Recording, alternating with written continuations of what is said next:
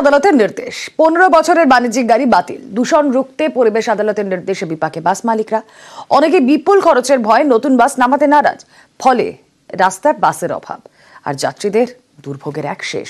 পরিবহন নিগমের কর্তাদের অবশ্য দাবি শীঘ্রই সমস্যার সমাধান হয়ে যাবে।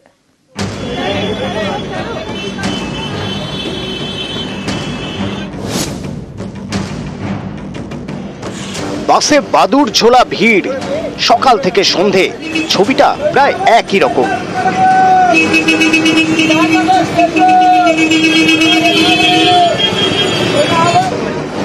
কারণ রাস্তায় বাসের অভাব। এর পিছনে রয়েছে দূষণ রুখতে পরিবেশ আদালতের কড়া নির্দেশ। সেই নির্দেশে বলা হয় 15 বছরের পুরনো বাণিজ্যিক গাড়ি বাতিল করতে হবে। পরিবেশ আদালতের নির্দেশে একের পর এক পুরনো বেসরকারি বাস বাতিল হচ্ছে। কয়েক বছর ধরে সরকারি বাসও কমছে, ফলে সাধারণের ভোগান্তি বাড়ছে।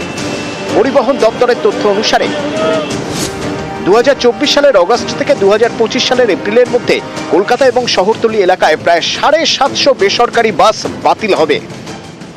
গত 2 বছরে গ্রিন ট্রাইব্যুনালের যে নির্দেশ রয়েছে 15 বছরের বেশি যে সমস্ত গাড়ির বয়স তাদেরকে রাস্তায় নামানো যাবে না। আমরা এরকম প্রায় 245টি গাড়ি আমরা বাতিল বলে ঘোষণা করেছি পর্যায়ক্রমে, এবং তার ফলে এই মুহূর্তে আমাদের হাতে 741টি বাস রয়েছে। কিন্তু আমরা দৈনিক প্রতিদিন গড়ে 600-র মতো গাড়ি রাস্তায় নামাই।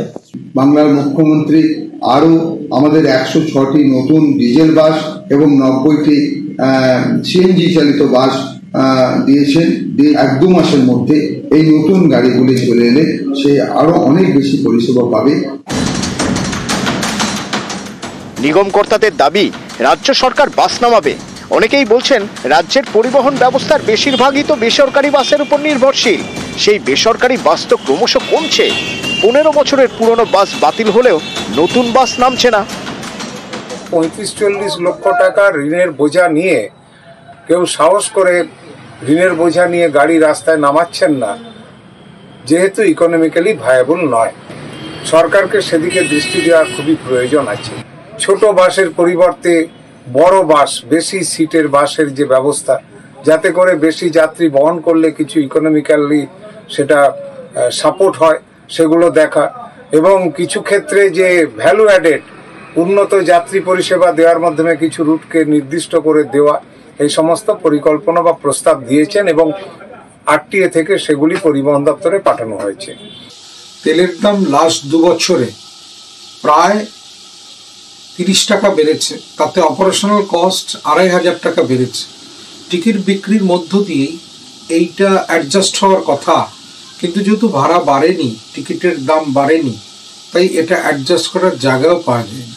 তাই গণপরিবহন ধুঁকছে, বাসের অবস্থা খুব খারাপ, এবং 4টে ট্রিপ প্রত্যেক দিন করার বাসের যে কথা, সেইটা শ্রমিক অপ্রতুল থাকায় এবং খরচ বেড়ে যাওয়ায় করা সম্ভব হচ্ছে না।